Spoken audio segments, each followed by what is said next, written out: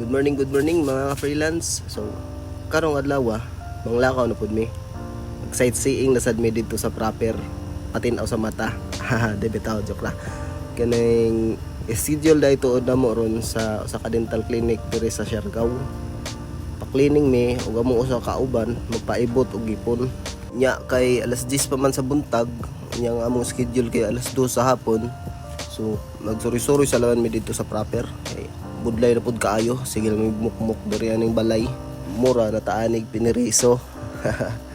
Ang amo adyo target ron nga makasuroy dito sa sikat na tourist spot tungginganlan og Cloud9 o kadtong Afam Bridge. Kay mao may permi na mo makita ug mag-scroll mi sa Facebook, murag daghan kayog tawo, dagsa samot na mga pariner na dito nagatibok. So mo to larga na ta, medyo hinay man atong dagan, so ato sa paspasan.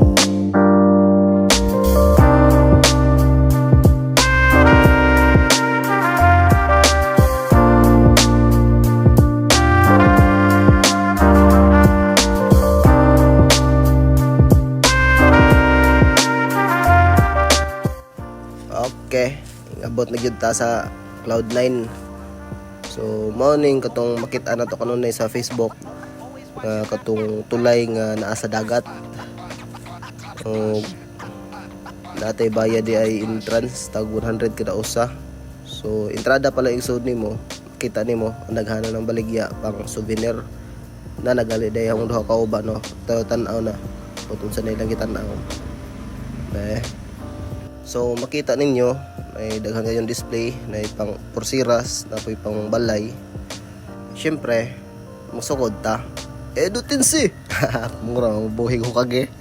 So mao na ni ang pasod, makita niyo nindot kadyo ang view.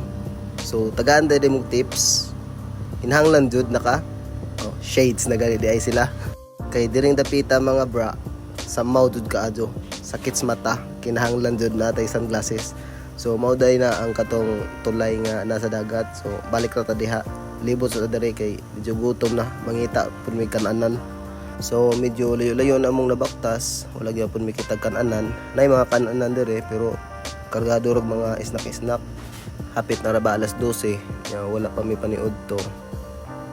So mangita sa mi. Fast forward sa nato.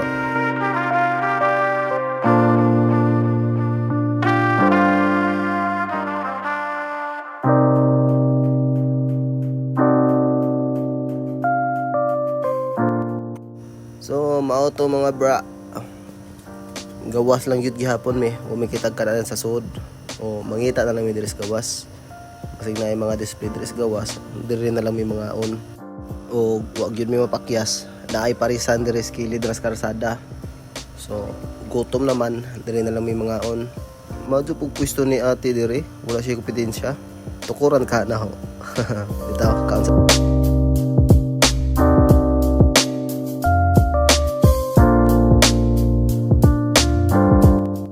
So mao to mga bra, balik na sad migsod kay wag to lagi mi ato tay tulay nga naa sa dagat. Attendance ba may na lang. So diring dapita hinay jud kaadyo among baktas ani kay puro mi mga busog. So fast forward lang gihapon nato.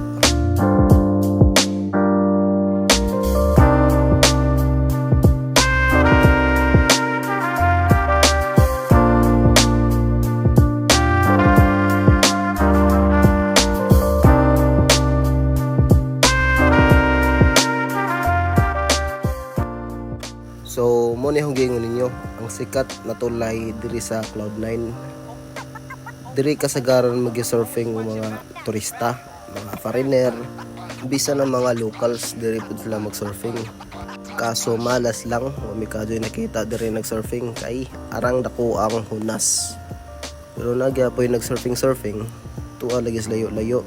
Pero try na tug tan-aw, abot na dito sa unahan ato i-zoom. Try na to be. Klaro ba? Oops, ayaw na. Dara. Sus, mga bata pa kayo. Pero fighter na kayo mo gamit ng surfing board.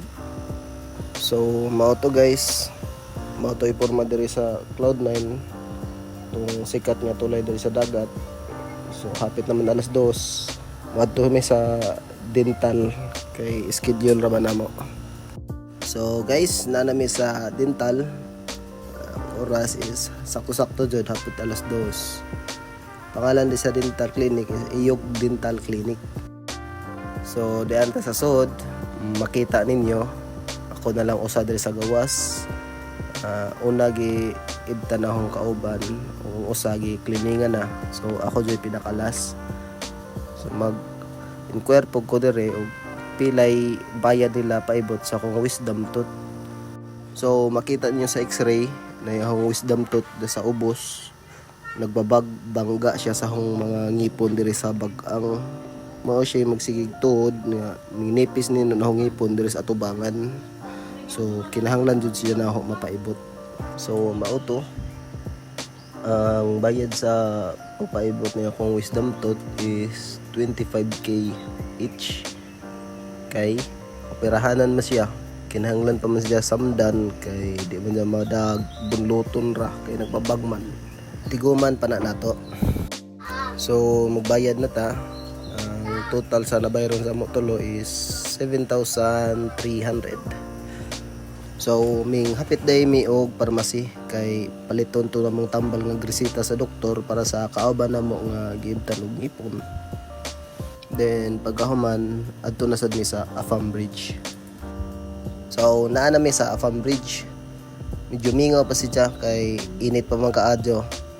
Unya sigurong hapon managhan na ni kanang tinggawas na sa sunset. So nangisnak sa mi. Diri day dapita, ang daghana kadyong lumbay mga pagkaon, di ka mabalakaw, gutmon ka kay daghan lang baligya diri sa kilid-kilid. Ang imo rang kabalakaan diri kung wa kay kwarta kay medyo mahal-mahal ra ba pud ang mga palitonon diri. Dili basta-basta mo nang kung usuroy ka diri, dapat sakto jud ka sa budget. So mao to mga bra, pagman na mo kaon, lingkod kami sa gilid, tanaw sa palibot, tanaw sa sunset. O namoy mga pangutana, comment lang mo sa ubos. O magkita-kita na po ta sa sunod nga storya.